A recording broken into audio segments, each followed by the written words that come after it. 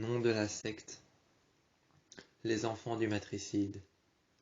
Membres à part entière de la secte, les enfants du disciple. Les cérémonies ou le cérémonial du péché.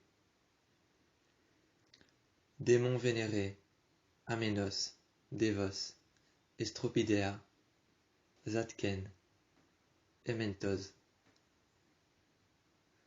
Les invaincus sont les dévoués, ceux qui se prêtent à nos règles et à nos dévotions. Les invalides sont les opposés, ceux qui s'opposent à nos règles, à notre consentement et à nos dévotions. Il y a longtemps, 495 meurtres ont été commis. Ils sont restés des secrets, tout comme les tueurs. Tout comme aujourd'hui où la question se pose, étaient-ils plusieurs indésirables à tuer? Étaient-ils plusieurs indésirables à tuer? Étaient-ils plusieurs meurtres? Plusieurs victimes? Les victimes s'appelaient-elles les indésirables? Les membres de la secte s'appelaient-elles ou s'appelaient-ils les désirables? S'appelaient-ils ou s'appelaient-elles les désirables? Tout ce que l'on sait d'eux, c'est qu'aujourd'hui la question se pose. Étaient-ils plusieurs à tuer les indésirables? Étaient-ils des désirables à tuer les indésirables? Tout a recommencé en 1527, il y a 495 ans. 495 ans déjà, tout a recommencé en 1527. Une jeune femme appelée Shae ou Shea comme on l'appelait dans son peuple. Comme on l'appelait dans son peuple, Shae ou Shea avait été poursuivie, envoûtée par une secte d'enfants. Elle avait été poursuivie, envoûtée par une secte d'enfants, Shae ou Shea comme on l'appelait dans son peuple et dans les villages voisins. Pour des raisons incomprises à ce jour et hors normes des lois de la nature, Shae ou Shea y a laissé son âme dans les flammes, le sang et la persécution. Aujourd'hui, elle est le 6e démon de la secte, Shae sous son nom de démon, Shea sous son nom de déesse,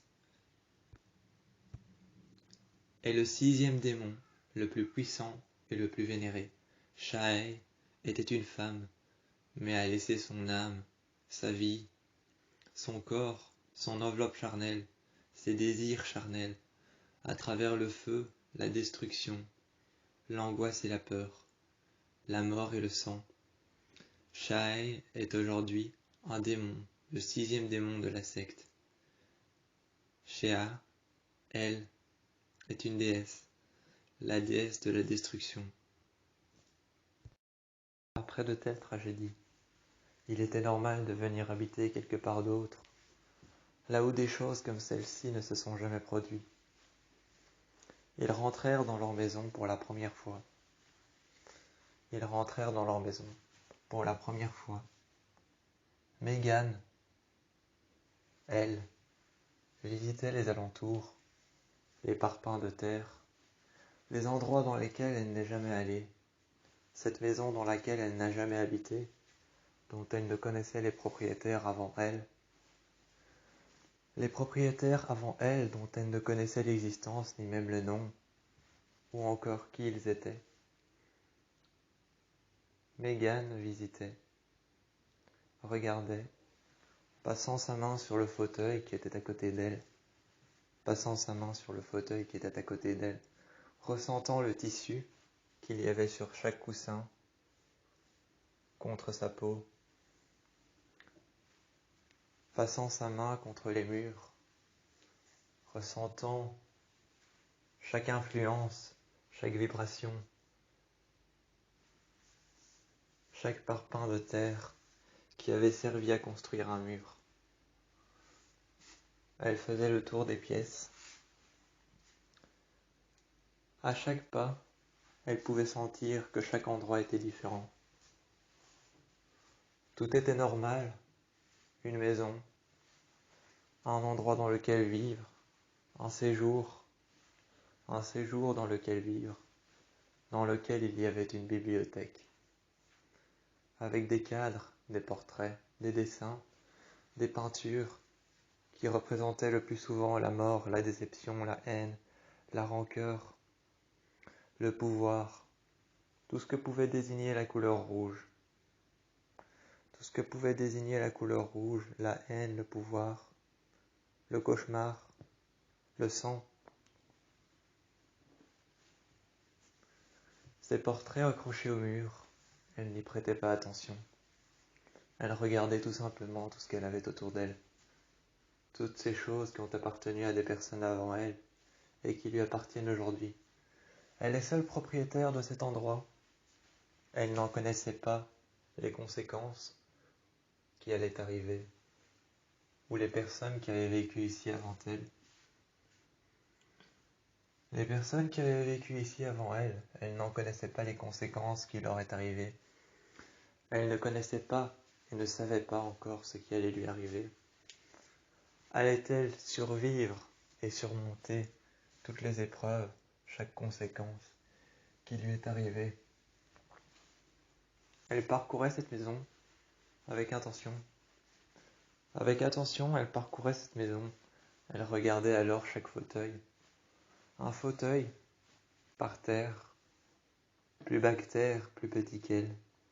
Un fauteuil simple, en tissu, sur lequel il y avait à sa gauche un autre fauteuil, fait de tissu et de velours, de cuir retourné, sur lequel il y avait un coussin, qui avait été effectivement brodé à la main, qui avait été abandonné à son gré sur le fauteuil. On pouvait voir qu'il était déchiré, qu'il ne reflétait nullement la beauté d'un endroit sans précédent, mais un endroit avec justice. Il reflétait la beauté d'un endroit avec justice sans précédent, qui avait été fait pour montrer que cet endroit était saint d'esprit. Seulement était-il vrai que cet endroit était saint d'esprit? Elle vit alors un coffre, face auquel elle se mit. Elle se mit alors face à ce coffre. Elles regardèrent les côtés, le dessus, un coffre gris qu'on pouvait apercevoir qu'avant il était peut-être blanc, un gris qui avait été délavé avec le temps, qui avait été erroné avec la pierre et le sable qui était passé au travers de ce coffre. Elle ouvrit le coffre et elles trouvèrent des livres, des romans anciens, des bibles, des livres religieux, des icônes religieuses et beaucoup d'autres choses. Elles y trouvèrent du sable, des graviers, des gravats. Elles y trouvèrent du sable, des graviers, des gravats, des centimètres de sable et de poussière incrustés dans les parois. Des animaux avaient sans doute rongé ce qu'on pouvait appeler comme étant des loquets. Les loquets qui refermaient ce coffre avaient sûrement été rongés par la rouille, par les animaux, par beaucoup d'autres choses. Elle ouvrit alors peu de temps après avoir trouvé la serrure, en dessous d'une boîte qui n'avait pas été défaite, pas encore, dans laquelle il y avait du mobilier. Une boîte dans laquelle il y avait du mobilier de cuisine. Elle y regardait l'intérieur, le contenu, referma la boîte et partit.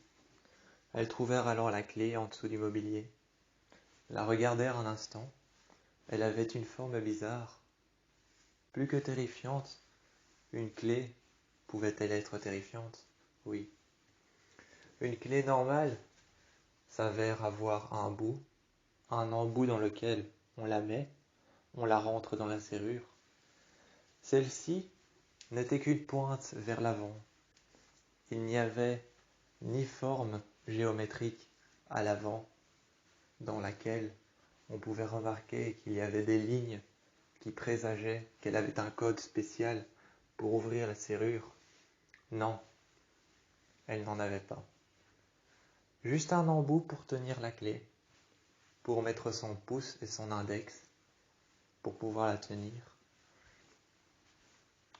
Un rond par-delà lequel on pouvait passer son major, tenir la clé avec son pouce et son index, et la rentrer dans la serrure. Mais aucune forme géométrique pour montrer qu'elle avait un code spécifique pour ouvrir la serrure. Rien, aucun code spécifique, juste une ligne sur laquelle il était écrit un nom. Il était déjà écrit un nom sur cette clé. Shae. Shae, qui était cette personne? Plus tard, elles trouvèrent alors des livres. À l'intérieur du coffre, elles trouvèrent des livres. Elles s'étaient accroupies par terre, avaient regardé chacun des livres. Tous les livres parlaient de deux personnes. Shae et Shaya, qui étaient deux personnes.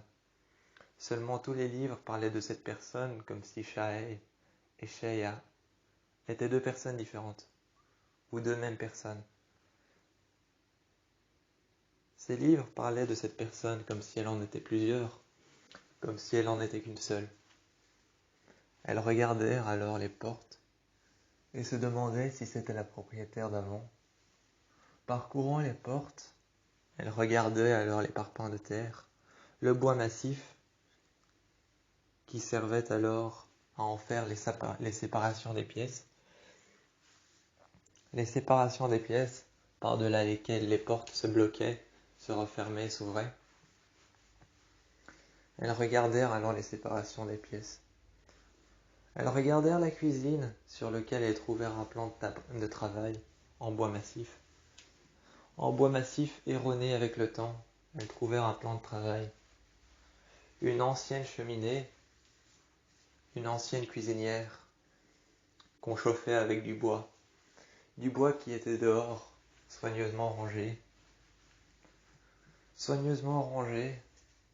sous des briques qui formèrent une maison de protection pour les bûches d'arbres qui avaient été bien coupées bien avant son arrivée.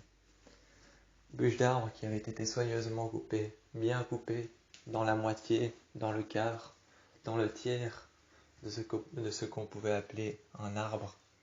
Un tronc qui avait été découpé à la tronçonneuse. Elles regardèrent alors la chambre de son enfant. Encore une fois, elles trouvèrent sur sa chambre quelque chose qui appartenait à Shae. Quelque chose qui appartenait à Shae, elles la trouvèrent sur le lit dans son enfant.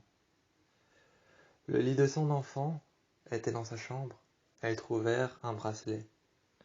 Plus concrètement, pas un bracelet, mais une gourmette. Elles trouvaient alors une gourmette en or qui avait l'air d'être de l'or massif, de l'or pur, lourd et précieuse. Elles trouvèrent alors cette gourmette, retournèrent alors le nom sur lequel il était écrit, le nom de la personne appartenant à ce bracelet, d'où le bracelet appartenant à cette personne. Il en était écrit le nom, Shae. Comme cette personne en était plusieurs, mais n'en était qu'une seule. Il y avait deux noms, Shae et Shaya. Ces deux personnes, qui étaient pourtant indiquées comme étant plusieurs personnes, mais tout de même comme étant la même, ayant la même histoire, seulement à quelques détails près, elles trouvèrent cette gourmette qui était ouverte et non pas fermée. Il était écrit 1527. 1527 à 1995. 1927 à 1995, elles trouvèrent alors cette gourmette qu'elles redéposèrent à l'endroit où elles l'avaient trouvée. Elles ne la déposèrent pas. Elles la jetèrent sur le lit d'un geste simple. Elles trouvèrent plusieurs livres sur la table de nuit. de son enfant. La table de nuit de son enfant a ouvert plusieurs livres, toujours en rapport avec Shae. Mais qui était cette personne? Qui était Shae? Elle ne se doutait pas qu'à l'extérieur il y avait une secte d'enfants qui attendait pertinemment qu'elle trouve un sens à tout ce qui se passait. Un jour, elle longeait les murs de sa maison dans l'obscurité, à travers lequel elle pouvait toujours remarquer que sa réflexion était en train de la suivre. Sa réflexion dans les miroirs, sa réflexion dans les vitres, dans l'obscurité, l'obscurité qui menait la maison à bas, l'obscurité qui entourait la maison d'un nuage noir, un nuage noir tellement fort que l'on pouvait croire être dans les ténèbres. Cette maison qui était menée à bas par l'obscurité, on pouvait y apercevoir toutes sortes de choses, tels des yeux dans l'obscurité, deux yeux pertinemment brillants qui nous regardaient, des femmes et des hommes autour de nous, qui n'avaient aucune intention de nous faire du mal, mais qui restaient dans l'obscurité à nous fixer. Plus tard, des enfants qui pratiquaient des rituels ancestraux, que l'on pouvait voir attachés aux arbres. Un jour, Megan s'est réveillée. Un matin, elle est arrivée à la fenêtre face à sa terrasse, dont les briques étaient enlevées. Avec le temps, les briques s'enlevèrent toutes seules, se défaisèrent du sol, le béton partait, s'enlevait. Il fallait les remettre à sa place. Megan avait peu de chance d'essayer et de réussir de faire ça seule. Elles trouvèrent des enfants, et un matin, elles trouvèrent la raison de pourquoi toutes les dalles de sa terrasse avaient été enlevées. Elles trouvèrent un enfant, un bandage sur les yeux, deux taches rouges, des yeux qui avaient été crevés, deux taches rouges, du sang qui lui coulait le long des joues. On pouvait apercevoir qu'il avait mal à un de ses yeux, car il passait sa main le long de son œil droit, tout en rentrant le bout de ses doigts à l'intérieur de ce qu'on pouvait appeler ces bandages qui étaient recouverts de sang. Ces bandages qui étaient recouverts de sang, il y passait sa main, il ressortait alors sa main. Pertinemment, il ne pouvait pas voir, ni même essayer de voir ce qu'il avait. Il ne pouvait pas voir, mais il sentait. Il sentait la présence de gouttes de sang, d'infimes gouttes de sang, et de sang en masse qui lui était en train de tomber sur la main. Du sang qui était en train de lui tomber en masse sur la main, du sang qui lui tombait en masse sur les joues, ses yeux qui avaient été brûlés, qui avaient été percés par des cendres, des rituels ancestraux qu'il pratiquait afin de faire partie de la secte. Certains étaient des invaincus, des personnes qui sont dévouées, les personnes qui se dévouent à ce qu'on peut appeler leur sacrifice, ce qu'on peut appeler leurs rituels ancestraux. Certains étaient des infirmes, des personnes qui n'avaient nullement d'œil, nullement Dieu, des personnes qui n'avaient nullement Dieu, nullement d'œil, qui n'avaient pas de pupille, pas d'iris, mais qui avaient simplement un visage, un nez, une bouche, une vie, mais c'étaient des infirmes. Les infirmes, on ne leur faisait rien. On ne leur faisait rien aux infirmes. Seulement, ceux qui se prêtaient aux dévotions, savaient qu'ils allaient y passer un jour ou l'autre, un moment ou un autre. Mais les infirmes étaient épargnés. Ils n'étaient pas épargnés pour autant, car ils étaient brûlés par la suite. Megan fit des recherches. Il y avait les invaincus, les dévoués, comme il les appelait, les invalides, les opposés qui s'opposèrent aux règles, au consentement et aux rituels ancestraux. Les invalides étaient ceux qui s'opposèrent aux rituels ancestraux ou encore à leur religion, leur manière de croire aux dieux, aux démons, aux puissances surnaturelles. Tandis que les autres devaient se vouer aux règles. Un matin, lorsque son fils s'était levé, son fils auquel elle n'avait pas encore donné de nom, car son enfant ne s'était pas levé, mais s'était réveillé. Mégane n'était que enceinte ce jour-là. Ce jour-là, il y a bien longtemps. Mégane n'était qu'enceinte. Elle n'était qu'enceinte d'un jeune enfant. Seulement, elle allait être prise d'assaut. On allait lui prendre sa vie et prendre celle de son enfant. Peut-être accélérer son métabolisme.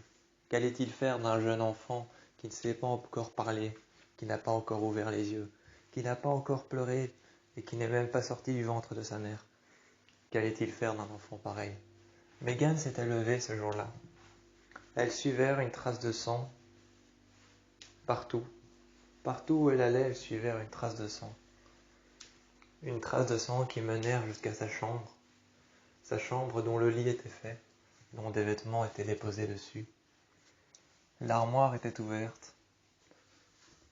Elle ouvrit l'armoire, qui fit un grincement, un infime grincement. Elle l'ouvrit entièrement.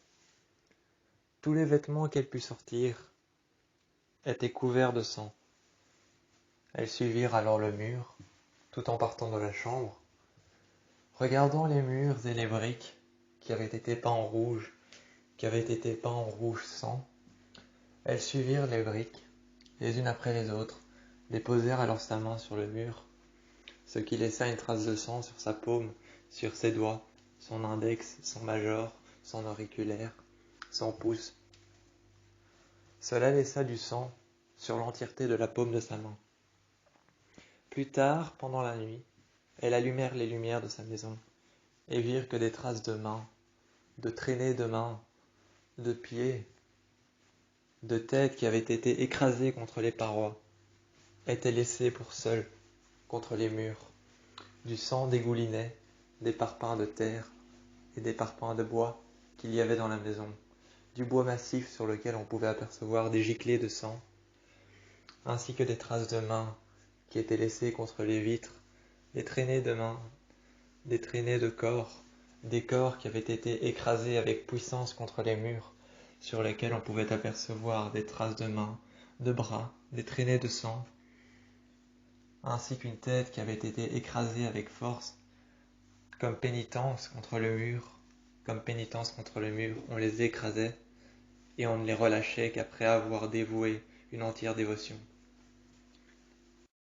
14 ans plus tard, Mégane s'était levée. Se reposant sur son lit, avec un instant de silence, elles regardèrent le livre qu'elle était en train de lire. Mais 14 ans plus tard, elle savait qu'elle était à bout de sa grossesse.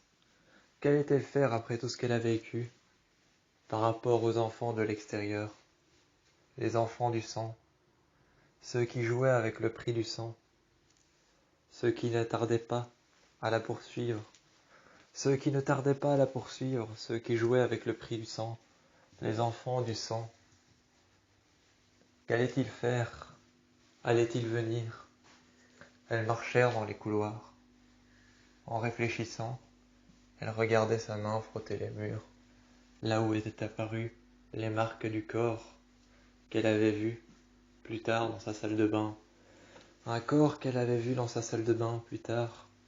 Un corps qui était recouvert de sang, des mains couvertes de sang, sur la vitre contre laquelle elle se douchait, La vitre contre laquelle elle se douchait, entre quatre parois toutes petites, dans lesquelles on pouvait se sentir devenir quelqu'un de plus petit, on pouvait se sentir devenir claustrophobe à l'intérieur de cette douche, tellement petite qu'on sentait les murs contre soi.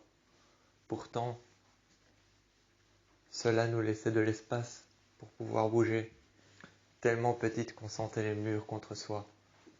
Cette vitre qu'il y avait en face d'elle, contre laquelle elle était en train de se doucher, de passer sa main pour essayer d'enlever la fumée qu'il y avait contre,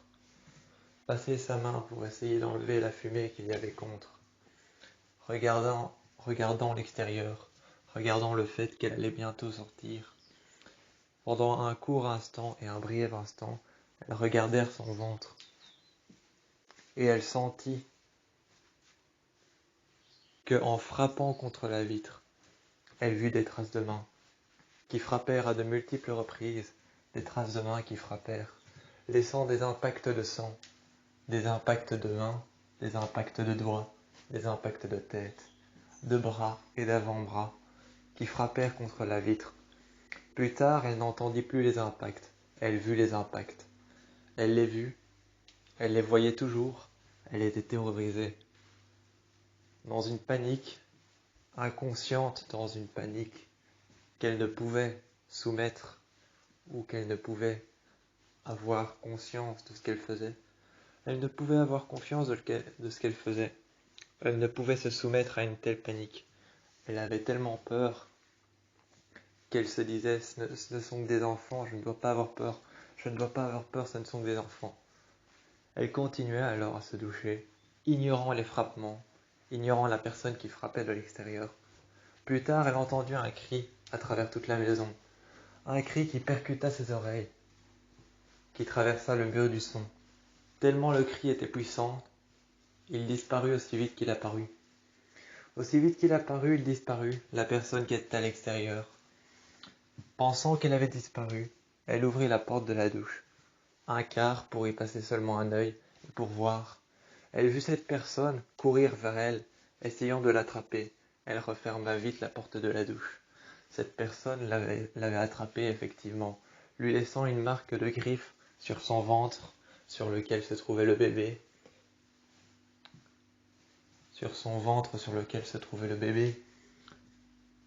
Ils y laissèrent une marque de griffe.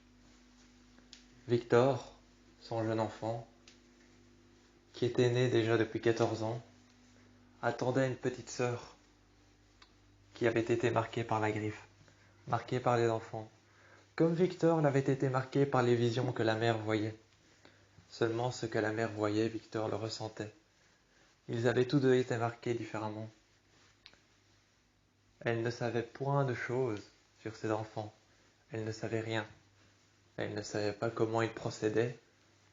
Pourquoi est-ce que la jeune fille qu'elle attendait avait été marquée par une griffe? Pourquoi est-ce que Victor avait-il été marqué par des visions du sang, le prix du sang et la faiblesse de pouvoir se retrouver seul dans une maison grande, aussi grande que soi-même, dans lesquelles les couloirs nous font peur, l'obscurité nous atteint. Les couloirs nous font peur, l'obscurité nous atteint, mais les visions qu'on voit nous atteignent encore plus, nous marquent profondément, jusqu'à l'enfant qu'on a sous son ventre, jusqu'à l'enfant qu'on a dans ses entrailles, sous notre ventre. Ces visions nous atteignent jusque-là, jusqu'au plus profond de nos entrailles, jusqu'au plus profond de notre cœur, la seule personne qu'on n'aimera jamais comme on aime les autres, notre enfant. Pourquoi est-ce que Victor avait été marqué par ces visions?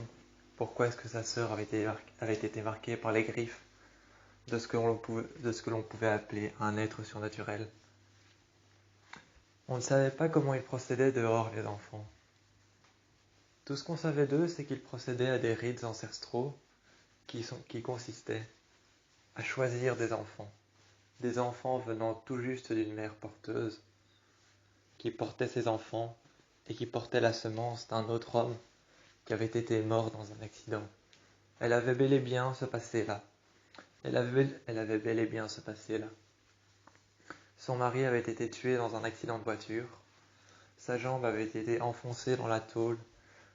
Lorsqu'elle fermait les yeux et qu'elle regardait la griffe, tout en la touchant avec sa main, passant sa main contre son ventre, elle revoyait encore la tôle enfoncée dans le bras et dans la jambe de son mari, qui était jonché contre la tôle, qui était accroupi par terre, contre lesquels on pouvait voir sa colonne vertébrale éraflée, les os qui touchèrent le béton, la voiture qui était encore en train de clignoter, les clignotants qui s'éteignaient avec le temps, les phares rouges encastrés dans l'autre voiture, le frontal sur le bord de la route, la pluie qui tombait sur le cadavre de son mari, se vidant de son sang, avec la tôle qui lui traversait la colonne vertébrale, qui lui traversait le ventre, qui lui lacérait la colonne, le dos, ses jambes qui étaient enfoncées dans la tôle, le sang qui coulait, telle l'eau qui coulait à un évier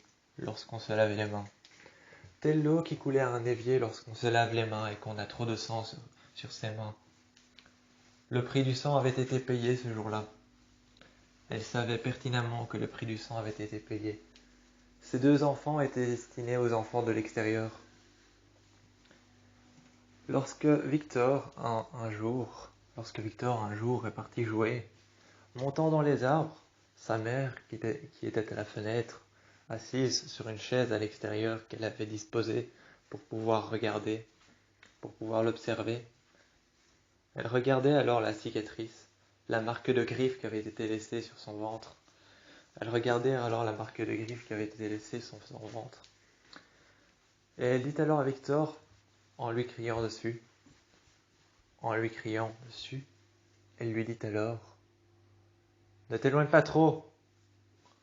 Lorsqu'elle vit un enfant des bois, un enfant du sacrifice du sang, elle vit alors cet enfant s'approcher et elle lui dit alors de rentrer. Victor était rentré mais avait été attrapé.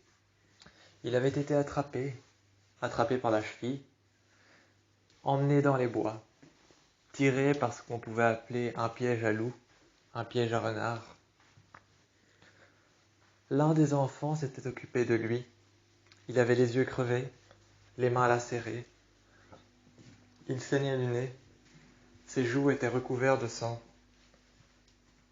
Victor était entre les mains des enfants du sang, des enfants de l'extérieur. Tandis que sa mère, Megan, ne savait plus quoi faire, ne savait plus comment réagir face à ce qu'elle voyait. Elle était rentrée dans la maison, elle était en train de voir sur le bois, sur le parpaing de bois qu'il y avait en guise de table, les parpaings de bois qu'il y avait en guise de table. Elle voyait un des enfants de l'extérieur, les yeux bandés, saignant abondamment sur les joues, de la chaleur qui émanait de cet enfant. Ils retirèrent alors son bandage autour de ses yeux, sur lesquels il y avait 2 marques rouges. Craignant de voir ses yeux qui étaient crevés, ils n'étaient pas crevés. Les rituels ancestraux qu'ils pratiquaient pour pouvoir montrer la dévotion et le dévouement à leur religion, leurs règles et leur manière de vivre par rapport aux démons. Par rapport aux démons, leurs règles et leur manière de vivre étaient de se crever les yeux, de ne plus voir les choses infectes de la vie, mais seulement de se crever les yeux, de les brûler ensuite, de se mettre des cendres qu'ils ont trouvées sous le feu, les cendres les plus brûlantes, les cendres qui sont brûlées à des degrés inimaginables, les cendres qu'ils se mettaient sur les yeux, faisaient fondre leurs yeux, faisaient brûler leurs pupilles, leurs iris étaient littéralement en train de fondre sous leurs yeux, le bandage qu'ils se mettaient par-dessus aspirait le sang. Ils aspiraient à accroître et à continuer à grandir à travers le sang. Ils aspiraient à accroître à travers le sang, à travers le sacrifice du sang, qui était pour eux quelque chose d'humble. Pour eux, c'était quelque chose d'humble, c'était quelque chose de royal. Le sacrifice du sang était quelque chose de royal pour eux. C'était un hommage à la vie, un hommage à la mort, un hommage à la conception. C'était un hommage à la conception, car seules les mères qui vivent seules, ont été plus proches de Dieu qu'elles ne le sont aujourd'hui. Les mères qui vivent seules sont plus proches de Dieu qu'elles ne l'ont été. Aujourd'hui, elles sont plus proches du diable qu'elles ne le sont. Les mères qui vivent seules avec un enfant ou plusieurs sont plus proches de Dieu que n'importe qui. Ce soir-là, elle vit alors son enfant dehors, qui avait été emmené par ses autres enfants de l'extérieur. Elle vit aussi un chat qui grattait à la vitre. Elle s'était dit que son enfant qui avait été emmené, sa fille qui n'était pas encore née, un chat ne lui ferait pas de mal. En bonne compagnie, elle laissa le chat rentrer. Le chat était rentré, était couvert de sang, s'amusait à découvrir, à relayer, porte après porte. Il relayait porte après porte, chaque endroit de la maison. Plus tard, elle entendit des bruits de couteaux. Elle entendit des bruits de couteaux qui se lacéraient les uns contre les autres, lame contre lame. Elle vit alors un enfant, avec un bandage sur les yeux. Le même enfant qui avait enlevé son bandage, qui l'avait remis peu de temps après. On pouvait voir que le sang était en train de pourrir sous ses yeux, que les cendres devenaient de plus en plus chaudes, que ses yeux étaient en train de fondre, que son nerf optique avait été brûlé au 3e degré.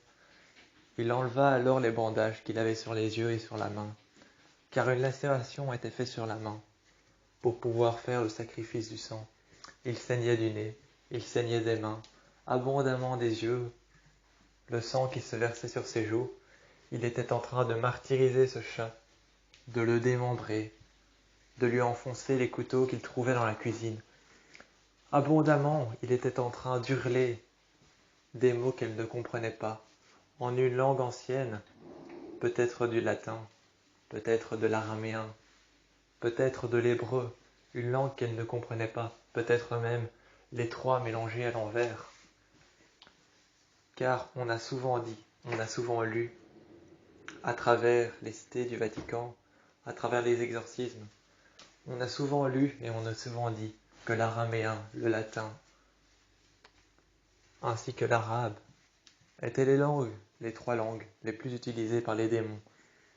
Si cette langue vint à être utilisée devant vous, vous êtes maudit. Si cette langue vint à être utilisée à l'envers, vous êtes sous l'emprise du démon. Si vous avez vu le démon, si vous avez vu ses disciples, vous en faites partie.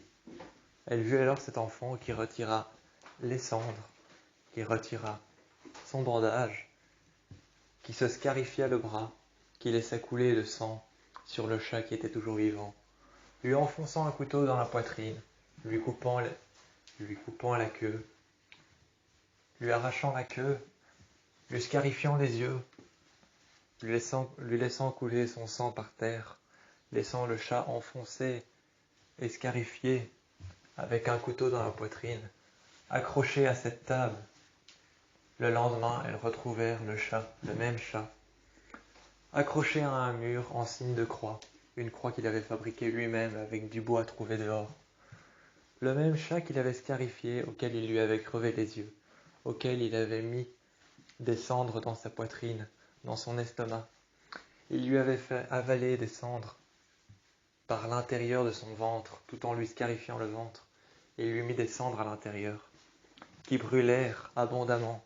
On pouvait voir le chat se disloquer sous les yeux de la mère, qui était enceinte de cette jeune fille qui allait bientôt accoucher.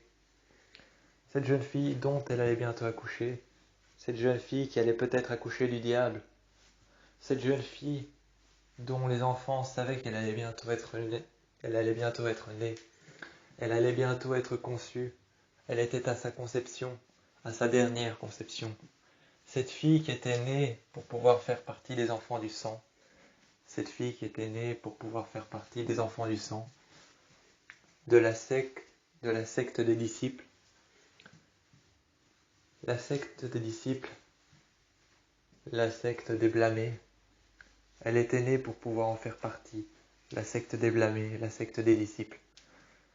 Ceux qui jouent avec le sang, ceux qui vénèrent le sang, ceux qui vénèrent 5 démons, ainsi qu'un 6e qui en est une déesse. La déesse de la destruction, la déesse du sang, la déesse de l'horreur, de l'ampleur que peut prendre le mal. Ce chat avait été disposé en croix à plusieurs endroits de la maison.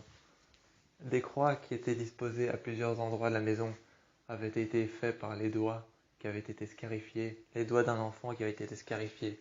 Son sang laissèrent des marques de croix à plusieurs endroits de la maison, des croix à l'envers, montrant le présage et la présence des démons qui étaient déjà à l'intérieur. Ces enfants laissèrent le corps de son enfant à elle, Victor, qui avait été emporté, qui avait été laissé pour mort juste devant sa porte. Une flaque de sang avait été laissée juste devant sa porte. Une flaque de sang avait été laissée juste devant sa porte. Victor avait été laissé pour mort. On pouvait l'entendre encore gémir. Des mots qu'il ne connaissait plus, une langue qu'il ne connaissait plus. Il ne se remarquait plus lui-même. Il essayait pertinemment de se regarder dans un miroir, mais tout ce qu'il voyait, ce n'était rien. Il ressentait la chaleur, le feu, l'horreur, ainsi que la langue qu'il entendait, la langue qu'il parlait. Il essayait pertinemment de dire en latin, en araméen, en arabe, en d'autres langues qu'il pratiquait à l'envers. Il essayait pertinemment de trouver de l'aide, car il savait pertinemment que sa mère se trouvait en face de lui. Sa mère, ne sachant pas quoi faire, abrégea ses souffrances avec un couteau, tua son enfant, les yeux fermés pour ne pas voir ce qu'elle faisait, se mit alors à pleurer à côté d'elle. Un enfant vint à lui joindre les mains, lui dire que ce qu'elle faisait était un acte de plaisance aux démons, que ce qu'elle avait fait, abrégé de souffrance, était un acte de plaisance aux démons. Elles déposèrent alors le cadavre de son enfant dans son lit, à travers lesquels elle put voir que dans le lit de son enfant était déjà disposé un cadavre à côté de lui, le cadavre d'une fille, le cadavre d'une fille qui ressemblait fortement à la fille qu'elle avait dans son ventre, qui n'était pas encore née, mais qui avait été marquée par les enfants, Ce cadavre dans le lit de son enfant était une fille qui avait passé son temps, ses années et des jours avec ses enfants. Elle était la fécondatrice de cette secte. Elle était la fille et la fécondatrice de cette secte. Déjà à 14 ans, elle se prostituait, elle se tuait, elle se martyrisait avec les enfants.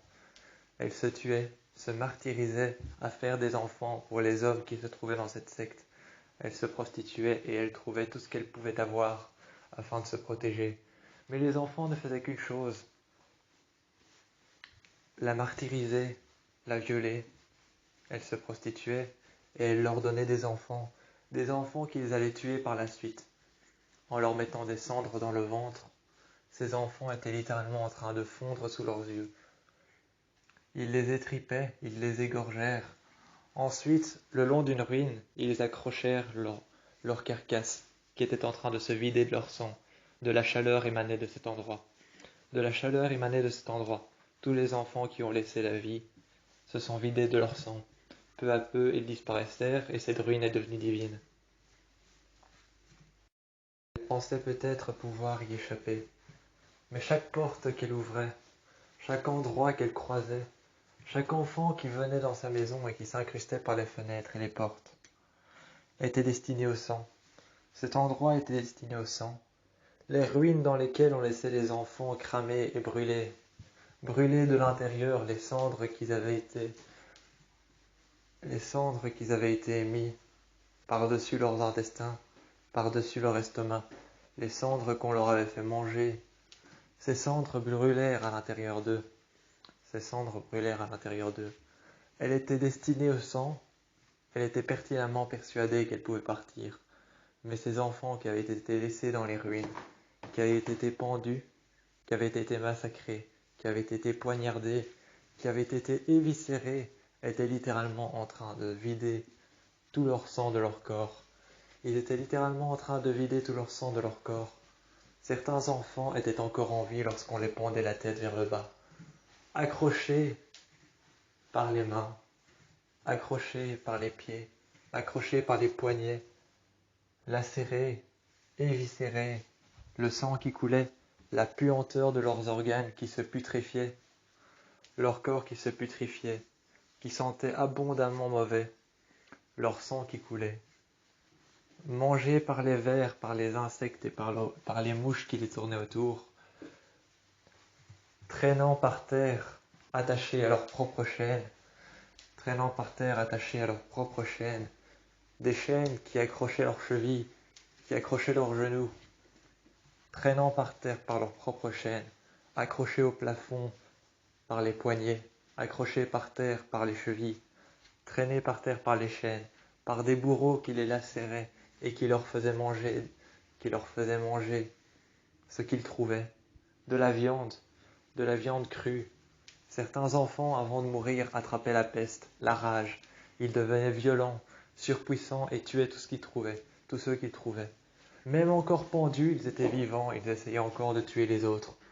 Certains avaient attrapé la rage ou encore d'autres maladies. Souvent, c'était la rage qu'on répertoriait chez d'autres enfants. Ils essayaient de s'entremutiler. Un jour, on avait fait l'erreur de mettre 2 enfants qui avaient été pendus dans leur propre matière fécale, dans leur propre déjection, dans le vomi, de la pisse et la merde. Ils avaient été mis dans leur propre déjection, dans leur propre matière fécale. Ils avaient été pendus par les chevilles ainsi que par les poignets. Ils avaient été pendus dans leur propre matière fécale, dans la pisse et la merde, la puanteur, la déjection des corps qui étaient en train de se putréfier, de s'abandonner à eux-mêmes, de brûler de l'intérieur avec les cendres qu'on leur faisait manger.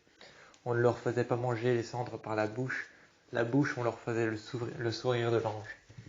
Pour que les enfants sourissent, accrochés et enchaînés par les poignets et les chevilles, on faisait une seule chose lorsqu'ils ne souriaient pas et qu'ils étaient en train d'hurler à la mort. On leur scarifiait le bout des lèvres sur le côté droit et le côté gauche. Cela faisait en sorte que lorsqu'ils ouvraient la bouche pour crier, ça leur formait un sourire de l'ange. Cette manière de torturer et de tuer quelqu'un, de leur décharner la bouche, leur bouche qui était décharnée, leur visage qui était décharné et déformé avec le sang et le feu qui brûlèrent à l'intérieur d'eux. Les démons et les dieux n'avaient aucune pitié pour ces enfants. Ils étaient décharnés, ils étaient brûlés, ils étaient atrophiés, ils puaient leur propre déjection, ils puaient la puanteur de la mort, du sang séché qu'on pouvait apercevoir sur les briques des ruines qui étaient en train de se détruire. L'humidité et la pourriture qu'ils sentaient, on pouvait voir ces enfants traîner dans leur propre déjection. Dans le propre silence de la nuit, ils traînaient dans leur propre déjection, leur propre merde.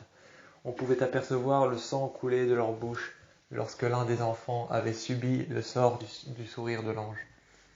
Lorsque l'un des enfants avait subi le sort du sourire de l'ange, qu'on lui avait scarifié le côté gauche et le côté droit de ses lèvres, qu'il avait crié abondamment pour pouvoir hurler à la mort, son sort qu'on lui avait infligé, lui ouvrir le ventre, lui mettre des cendres dans l'intestin, le laisser mourir, le laisser se vider de son sang, le pendre par les chevilles, le tirer par les poignets jusqu'à l'endroit où il devait être emmené, le pendre ensuite par les chevilles.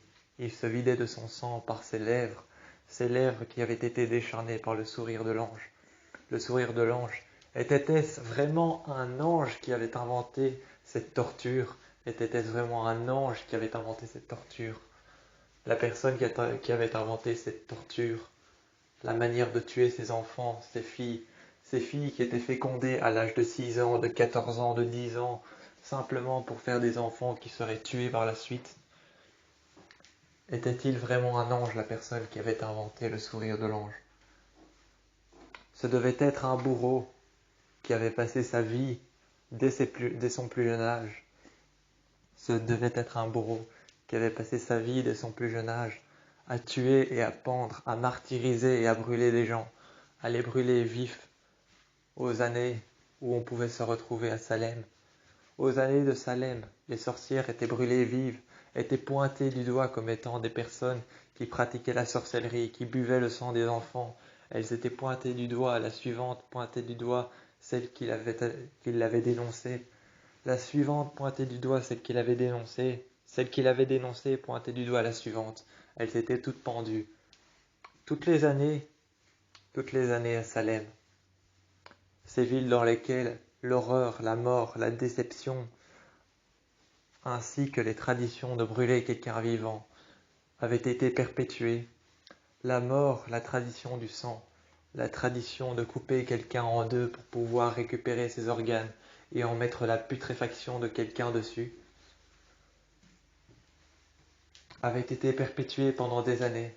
Salem, ou encore beaucoup d'autres villes, beaucoup d'autres cimetières dans lesquels on enfermait et on brûlait des personnes.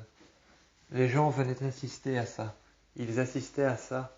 Ils en faisaient partie, en prenaient part, regardaient le spectacle. La personne accusée à tort, la jeune fille, la jeune adolescente, qui avait été fécondée par un enfant, un simple enfant masculin, par lequel il avait été fécondé. Ensuite, il avait torturé leur enfant sous ses yeux. Cette femme était obligée de regarder, sinon elle subirait le même sort. Le sourire de l'ange, lui mettre des cendres dans l'estomac, se voir brûlé et éviscéré, pendu par des chaînes dans lesquelles il avait été traîné dans l'humidité, dans la boue, traîné dans l'humidité, dans la boue, dans la terre, dans les déjections des autres, dans le vomi dans la piste, et dans l'horreur. Ces enfants qui étaient traînés jusqu'à là, jusqu'à ces ruines, là où on les pendait, là où ils brûlaient avec le temps, où l'on pouvait voir que leurs yeux étaient en train de fondre, des bandages qu'on leur mettait par-dessus les endroits où on les avait brûlés. On les avait lacérés, on les marquait au fer rouge d'un symbole, comme quoi ils étaient victimes du diable. Ils étaient victimes du diable, victimes des démons qu'ils vénéraient. Victimes des démons qu'ils vénéraient, ils vivaient ensuite sans leurs yeux, sans leur odorat. Leur nez avait été cassé, avait été brûlé. On leur cassait les parties du corps qui étaient les plus importantes. Les genoux, les bras, les jambes, l'avant-bras, la clavicule, la rotule, toutes ces parties des bras, on leur cassait. Toutes ces parties des jambes, on leur cassait. Les côtes, on les cassait. Pour ne plus qu'ils puissent respirer, on leur cassait les côtes. Certains étaient abandonnés à leur gré, par terre, les côtes cassées. Leur cœur ne pouvait plus battre, leurs poumons ne pouvaient plus respirer. Ils n'avaient plus d'air, ils n'avaient plus de sang qui parcourait leurs veines. Ils étaient morts, ils étaient abandonnés à leur gré. Ensuite, ils étaient mangés par les mouches qui venaient pondre dans leur cœur, qui venaient pondre dans leurs poumons, les poumons qui étaient ensuite rongés par les vers qui s'attaquaient à un second enfant qui avait brûlé à côté de lui, le feu qui s'était attaqué à ses organes, la putréfaction qui allait plus vite que l'on ne pensait. Tout ça, la maison en était prisonnière. La maison en était prisonnière. Le sacrifice du sang, le matricide, comme s'appelait cette secte, la secte du matricide. Ces enfants qui ont juré dévotion au sang, qui ont juré dévotion au sacrifice. Cette femme en était prisonnière. Un matin, Megan s'était levée, sa jeune fille, dont elle avait accouché dans un lit. 6 enfants s'en étaient pris à elle. 6 enfants brûlés des yeux, brûlés des mains, les côtes cassées, ils ne pouvaient plus respirer, ils ne pouvaient pratiquement plus parler. Leur côté gauche, leur côté droit de leur bouche avait été scarifié. Le sourire de l'ange, les yeux brûlés, le nez cassé, le sang qui saignait abondamment sur leurs joues et sur le côté de ce qu'ils pouvaient voir comme étant leurs yeux. Ce qu'ils pouvaient voir comme étant leurs yeux, leurs reflets qui réfléchissaient à travers la fenêtre.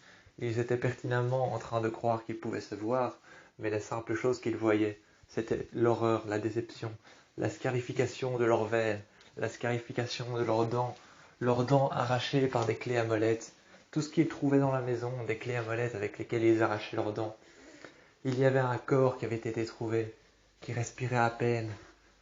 Ce corps avait été trouvé dans la maison, il respirait à peine, il était juste en face du lit sur lequel Megan était en train d'accoucher de sa jeune fille qui avait été marquée comme étant la prochaine prostituée à féconder des enfants qui allaient ensuite être martyrisés. Megan était en train d'accoucher. L'un des enfants est alors arrivé avec un couteau qu'il dégaina. Il lui fit une lacération sur le bas du ventre, sortit la jeune fille, partit avec la jeune fille. Megan était en train d'hurler dans son lit dans lequel elle était bâillonnée. Bâillonnée à son lit, elle était en train d'hurler. Accrochée par les bras, les jambes, les chevilles et les poignets, elle était en train d'hurler. Hurler au fait de lui rendre son enfant, de lui rendre sa vie normale qu'elle avait avant. Seulement cette maison n'avait aucun pouvoir sur ça, on pouvait lui rendre sa vie d'avant. Elle devait surmonter ce qu'elle avait vécu, ce qu'elle était en train de vivre. Le lit qui était jonché de sang sur les parois, le sang qui coulait sur chaque pied, le pied inférieur droit, le pied inférieur gauche, le pied supérieur droit, le pied supérieur gauche, était jonché de sang, le sang coulait abondamment, le matelas était imbibé de sang rouge, à côté d'elle une flaque de sang, l'enfant qui avait été récupéré par les enfants aux yeux bandés, les enfants aux yeux bandés, aux cendres dans les yeux, leurs yeux qui étaient en train de fondre, leurs carcasses, leurs os, surtout leurs côtes qui avaient été fracassées. Ils ne pouvaient respirer sans avoir mal. Ils ne pouvaient battre, ni même faire battre leur cœur, sans avoir mal. Leur cœur ne battait presque plus. Ils étaient des démons, ils vénéraient les démons. Les démons étaient dans cette maison. Partout, il y avait des marques de scarification. Megan avait perdu tout espoir de retrouver sa fille et son enfant Victor. Elle avait perdu tout espoir. Elle se levait alors un matin où elle suivit une trace de sang. La trace de sang, sûrement celle de son enfant, celle dont elle venait d'accoucher. N'ayant même pas eu le temps de lui donner un nom, elle suivit la trace de sang, qui partit alors jusque dans la forêt. Elles trouvèrent d'abord chez elle, près du coffre, là où elle avait trouvé des secrets par rapport à cette personne, Shae, une démon, la seule femme qui avait survécu à cet enfer, qui s'était ensuite, pour une raison ou une autre que personne ne connaissait, la question avait été surélevée par rapport à son rapport de police, qui avait été retenu pendant tellement longtemps qu'on en a oublié l'existence, son rapport de police qui avait été surélevé. La question se posait aujourd'hui, son rapport de police qui avait été surélevé. Shae était-elle vivante? Avait-elle survécu à cette horreur? Avait-elle survécu à tout ça? Était-elle partie dans les bois? Pourquoi n'a-t-elle plus jamais refait surface? Qui était-elle? Shae. Tout ce que l'on savait d'elle, c'est que dans la Bible, dans le troisième testament qui avait été écrit par ces enfants qui brûlèrent leurs congénères, ces femmes qui se prostituaient à innommable, un âge innommable à laquelle elles se prostituaient déjà, 14 ans, 10 ans, parfois plus jeunes. Ces jeunes femmes avaient écrit le quatrième testament. Le quatrième testament et le troisième testament. Le troisième avait été écrit par les garçons, le quatrième par les filles. Ce testament parle du sang, le deuxième parlait du sacrifice du sang. Dans le premier, on pouvait entendre la Bible, ce qu'il y avait envers Dieu, envers ses apôtres, envers la crucifixion et le mal qu'on ordonnait pendant ces années-là. En l'an 0, les démons qui sont nés, la naissance de démons, comment ça s'est passé, la crucifixion et le mal qu'on avait employé pour tuer Dieu, le mal et la crucifixion qu'on avait employé pour tuer les apôtres qui ont refait naissance et qui ont refait surface dans le troisième testament écrit par les garçons. L'histoire de Shae qui a refait surface dans le quatrième testament écrit par les filles, par rapport à la prostitution, à la lacération, à l'éviscération et au fait d'arracher un enfant à sa propre mère, d'arracher un enfant mort à sa mère qui était toujours en vie. Tout cela tournait autour des mères, des enfants. Arracher un enfant à sa propre mère, arracher un enfant à sa propre mère lorsqu'il est mort, arracher une mère à son enfant lorsqu'elle est morte. Tout cela tournait autour des enfants, des mères, des filles, du lien indélébile qu'il y avait entre une mère et un enfant. Le quatrième testament tournait autour de ça. Le troisième, écrit par les garçons, tournait autour de l'histoire de Shae, qui était une déesse, Shea, mais qui était aussi un démon. Pour une quelconque raison, elle avait survécu à cet enfer. Dans le troisième testament, Shae avait survécu à cet enfer. Elle était partie vivre dans la forêt avec ses enfants, aux yeux brûlés. Pour une quelconque raison, après quelques mois, quelques années, son enfer est devenu un cauchemar, son cauchemar est devenu un enfer. Elle ne savait plus quoi faire, mais les enfants qui lui tournèrent autour, qui vivaient avec elle, lui montrèrent les sacrifices qu'il faisait à ceux qui désobéissaient. Ils lui montrèrent les sacrifices qu'ils faisaient aux enfants qui désobéissèrent. Certains étaient noyés, certains étaient brûlés, certains étaient tués en leur cassant les côtes, mais Shae s'est transformé en démon lorsque Megan a retrouvé un cadavre chez elle, le cadavre de sa fille qui avait été retrouvé avec un couteau à la main. Plus exactement, une machette à la main, qui avait été retrouvée assise dans un fauteuil, la tête penchée sur le côté, lacérée du côté droit de la bouche, lacérée du côté gauche de la bouche, le sourire de l'ange, les yeux ouverts, ses yeux bleus qui étaient terrifiants à travers la couleur du sang, qui était noir, obscur et terrifiant, ce rouge terrifiant qui repeignait les murs autour d'elle, le sacrifice du sang comme il était gravé sur son bras. Sa jeune fille avait été arrachée à elle lorsqu'elle n'était que morte dans son ventre. Elle n'avait jamais été vivante. Il s'en était débarrassé et il l'avait posée dans son salon, la tête penchée, le dos scarifié, le ventre scarifié, des cicatrices toutes fraîches, des cicatrices anciennes, une machette à la main, le sacrifice du sang qui avait été gravé sur son bras, la tête penchée et les yeux ouverts, un bandage sur les yeux pour pas qu'on ne voie ses yeux, bandage qu'elle avait retiré pour qu'on puisse voir ses yeux. Ses yeux étaient fondus, la rétine était brûlée, l'iris était encore bleu, mais l'on pouvait voir qu'elle avait les yeux brûlés, qu'elle ne verrait plus jamais. Ses yeux n'étaient devenus que de petites boules noires. Ses yeux n'étaient que de petites boules noires, des cendres qui étaient infiniment plus brûlants que n'importe quel feu de forêt. Ces petites boules noires qui étaient sur ses yeux, qui servaient de cendres, qui avaient été récupérées par les enfants brûlés, lui avaient posé ça sur les yeux. D'une manière quelle que ce soit, Megan réussit à retirer les cendres, ces boules noires qu'elle jeta ensuite dans la forêt. Un feu de forêt prit feu tout autour de la maison. Elle prit sa fille avec elle. Elles regardèrent ses yeux plus loin dans la forêt, où elle vit que ses yeux n'étaient plus que gris, plus que de simples billes secs et dures, comme du bois, comme du marbre, comme de la terre ou encore comme les briques de cette maison qui avait été peinte et recouverte avec du sang. Elles partirent avec sa fille sur son dos, scarifiée, brûlée, imbue d'elle-même, scarifiée et aussi marquée du sourire de l'ange sur le côté gauche et sur le côté droit, marquée du sacrifice du sang, marquée du sourire de l'ange, du côté gauche et du côté droit, lacérée sur les veines, lacérée sur la bouche, le sourire de l'ange, les yeux brûlés, plus que de simples billes qu'elle avait dans les yeux, plus que de simples billes qu'elle avait dans les yeux.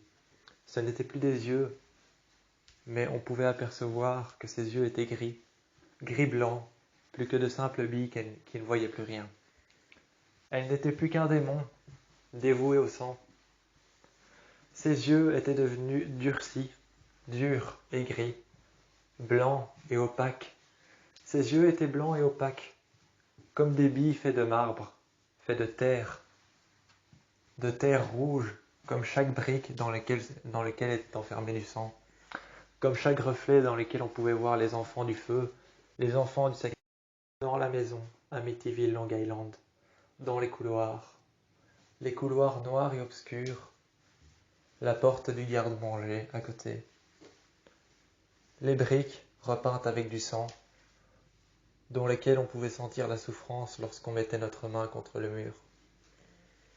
Ces endroits, tels que la cuisine, là où nous avions vu le chat trucidé, qui avait été ensuite peint avec du sang, son propre sang, qui avait été ensuite peint à travers les murs blancs de cette maison, Amityville, Long Island, perpétuellement s'agrandissait de démons.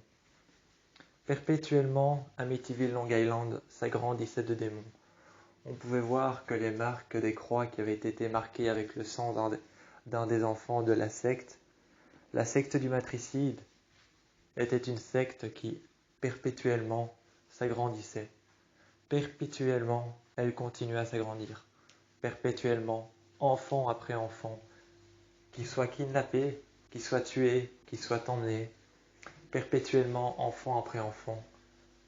La secte du matricide, comme il s'appelait lorsqu'il rentrait dans la secte. Les enfants, comme il s'appelait lorsqu'ils entraient dans la secte. Après avoir été torturés, lacérés, éviscérés, brûlés de l'intérieur, après leur avoir fait le sourire de l'ange, après leur avoir appris les techniques de base pour faire partie de la secte du matricide, c'est-à-dire torturer les autres enfants, ceux qu'ils vont kidnapper, comment apprendre à lacérer, comment apprendre à tuer, comment apprendre à éviscérer, à leur faire avaler du feu, à leur faire avaler des braises brûlantes, intenses et carbonisées, des braises intenses, brûlantes et carbonisées. Ces enfants qui étaient rusés, perfides et sournois avaient tout appris de la torture, de la maltraitance, de la violence, de la haine et du désarroi. Ils s'étaient vengés sur la seule personne qui était plus proche que Satan que quiconque, cette jeune femme qui vit seule. Car une femme qui vit seule avec 2 enfants est plus proche que Satan que quiconque. Une femme qui vit seule avec un mari ou avec un amant est plus proche de Dieu que quiconque, plus proche de la création. Une femme qui a été battue, qui a été prostituée de force, une femme qui a été battue, prostituée de force à l'âge de 14 ans, qui s'est retrouvée seule dans une maison à Amityville, Long Island, avec ses 2 enfants après avoir été battue en croyant que la personne qu'elle avait épousée était la bonne, mais que son mari et que son amant se sont retournés contre elle, après avoir démarré une nouvelle vie qu'elle avait repris à zéro avec ses enfants. Une femme qui avait fait une dépression, qui avait élevé ses enfants dans la maltraitance, dans la violence, dans la haine, qui avait été entourée de la secte du matricide. Cette femme était plus proche que Satan que quiconque. Plus proche que Satan que quiconque, après avoir été voir dans tous les couloirs, sachant que la maison était en train de brûler derrière elle. Plus elle avançait lentement, plus les flammes s'approchaient d'elle. À chaque pas, on pouvait voir que autour d'elle, la maison prenait feu. La maison prenait feu, les rambardes qui la protégeaient étaient en train de prendre feu. Les barrières autour d'elle, en bois et en sapin, étaient en train de prendre feu. Lorsqu'elle regardait la cuisine et que la maison prenait feu, elle sentait déjà la fumée carboniser la maison. Elle sentait déjà ses poumons s'endurcir, la fumée qui rentrait par la trachée, qui longèrent l'œsophage, qui arrivèrent jusqu'aux poumons. Les poumons étaient en train de s'endurcir, de s'étouffer eux-mêmes. Elle s'étouffait elle-même, mais elle n'en avait plus rien à faire, car ses 2 enfants étaient morts. L'un avait été retrouvé avec des alvéoles sur le crâne. L'un avait été retrouvé avec des alvéoles sur le crâne. On lui avait littéralement attaché ses bras dans le dos. On l'avait gravé avec un pic-feu. On l'avait gravé avec un pic-feu. On lui avait ouvert le ventre. On lui avait mis des braises, plus que brûlantes, à l'intérieur de son ventre. Il était littéralement éviscéré, en train de se vider de son sang. Attaché au coffre, là où elle avait trouvé les livres, croisant le regard de Shahé,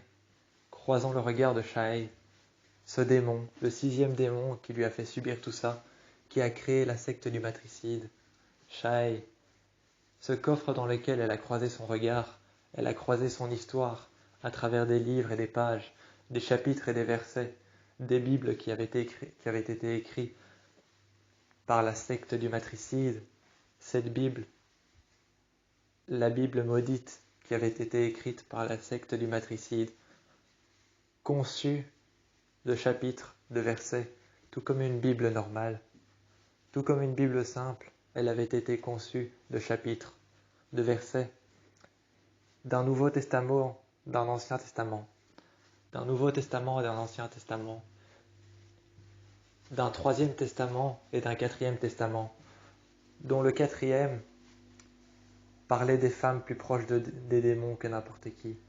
Le 4e avait été écrit par les femmes. Cela parlait des femmes battues, de la prostitution, de celles qui ont élevé leur enfant seul. Celles qui ont élevé leur enfant seul, plus proche des démons, plus proche du diable que n'importe qui, plus proche de la secte du matricide que n'importe qui. Le troisième avait été écrit par les hommes qui sont la seule source de violence à travers ce monde. Ils détruisent, ils construisent, ils la détruisent, ils reconstruisent. Ils créent la vie, ils la détruisent, ils la brûlent, ils la tuent, ils la lacèrent. Ce ne sont pas des divinités, ce sont eux qui ont eu droit au chapitre sur Shae, le démon. Le démon Shae était pertinemment introuvable, pertinemment comme si elle n'avait jamais été conçue, comme si au final elle n'avait jamais été conçue. Megan avait pris ses 2 enfants, son enfant qui avait été retrouvé avec une hache à la main, sa fille qui avait été retrouvée avec une hache à la main, pertinemment en train de voir ses yeux qui fondaient sous l'influence des braises qui lui avaient été mises sur les orbites. Ses yeux qui n'étaient plus que des billes, grises et brûlantes comme du marbre. Grises et brûlantes comme du marbre. Ses yeux qui étaient en train de briller à travers la lumière des flammes. Ses yeux qui n'étaient plus que des billes de marbre, des billes de terre. À l'intérieur, on pouvait voir que dans sa bouche, il y avait de la terre, des vers de terre qui étaient en train de lui ronger la langue. Cette fille qui avait été torturée à mort, ses yeux n'étaient plus que des billes de marbre, grises, à travers lesquelles les flammes se reflétaient. Elle n'était plus que démon, que dévotion, que membre à part entière de la secte. Elle n'était plus que membre à part entière de la secte du matricide. Son fils avait été déposé sur le coffre sur lequel elle avait découvert Shae et son histoire, ainsi que les 4 passages de la Bible. La Bible maudite, les 4 passages qu'elle avait lus. Les 4 passages qu'elle avait lus, les 4 versets, les 4 chapitres, les 4 Nouveaux Testaments sur le démon, sur les femmes, sur les hommes, sur la prostitution, la torture, la haine et la violence, les démons, le diable, l'enfer, le paradis, le purgatoire. Tout cela était renfermé dans le 4e testament. Le 3e ne parlait que de l'humanité. L'humanité qui n'est qu'un simple animal qui sait construire, détruire, créer et ensuite détruire. Il sait détruire, créer, mais tout ce qu'a fait Shae, c'est être la déesse de la destruction et un démon innommable, le 6e démon que vénéraient les enfants du matricide. C'est ensuite que, après tout ça, tout ce qui s'est passé dans cette maison, entre ces murs recouverts de sang, un sang qui était encore plus brillant que jamais lorsque les flammes brûlaient les murs, lorsque la fumée s'installait dessus, que les murs étaient carbonisés, le sang était encore plus brûlant, plus liquide que jamais, comme s'il venait d'être peint. Megan s'est installée dans le garde-manger, où elle voyait donc les enfants qui avaient été pendus et attachés à des crochets par la colonne vertébrale et par l'omoplate. Le crochet qui avait été incrusté dans leur omoplate et dans leur chair, dans leurs os et dans leurs muscles du dos. Ils étaient encore en train de crier. Elle avait essayé de partir avec ses 2 enfants dans la forêt, mais seulement une seule chose lui en empêchait. Une rangée de pièges à loups qui avaient été installés juste devant sa chambre. Elle partit en essayant de courir sans regarder devant elle. Elle se fit attacher dans l'un des pièges à loups. Son enfant qu'elle lâchèrent se fut attaché dans l'un des pièges à loups. Assis par terre, un couteau à la main, son fils, Victor, des alvéoles sur le crâne, des guêpes et des abeilles qui étaient en train de littéralement cohabiter entre elles, des guêpes et des abeilles qui cohabitaient entre elles, qui étaient en train de littéralement revenir et partir en masse, de lui ronger le crâne.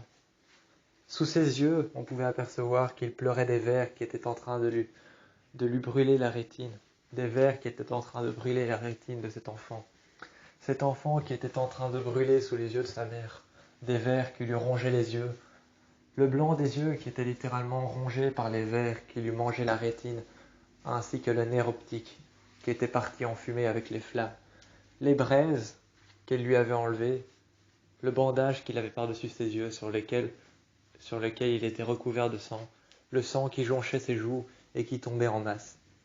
Sa main sur son visage, ils la retirèrent, et sa mère, Mégane, voyèrent alors qu'il avait été marqué, la marque du démon. On lui avait enfoncé un pic-feu dans la main, après lui avoir fait une lacération dans la peau. Shaë était la plus impitoyable des démons. Mais Mégane découvrit peu de temps après qu'elle n'avait pas réussi à la trouver, car dans le garde-manger, lorsque les flammes l'ont atteinte, elle vit en hurlant de tous les cris les plus puissants au monde, elle vit en hurlant, en regardant le corps de ses deux enfants, de ses défunts enfants. En regardant le corps de ses enfants, de ses défunts, elle hurlait à travers les flammes et vit qu'elle s'appelait Mégane Shaë. C'était elle le démon. Depuis le début, elle ne l'avait pas vu, ne l'avait pas senti, ne l'avait pas pressenti, mais c'était elle le démon. Elle s'appelait Shaë depuis le début. Tout n'était que de sa faute. Elle ne pouvait s'en prendre qu'à elle. Le matin où elle allait revenir pour chercher ses enfants dans le salon, qui ont couru vers elle, son regard a changé, déformé par son démon intérieur. Son regard a changé, ses yeux ont saigné, sont devenus noirs tel le néant, sa bouche a commencé à crier d'un bruit assourdissant. Elle ne se souvenait que de ce souvenir, qui allait être encore tel son purgatoire, qui allait être encore maintes et maintes fois répété, tel le purgatoire dans lequel elle était enfermée. Shaë était le démon que Mégane avait en elle. Ses enfants sont morts par sa faute, sa maison a brûlé et la forêt a été incendiée.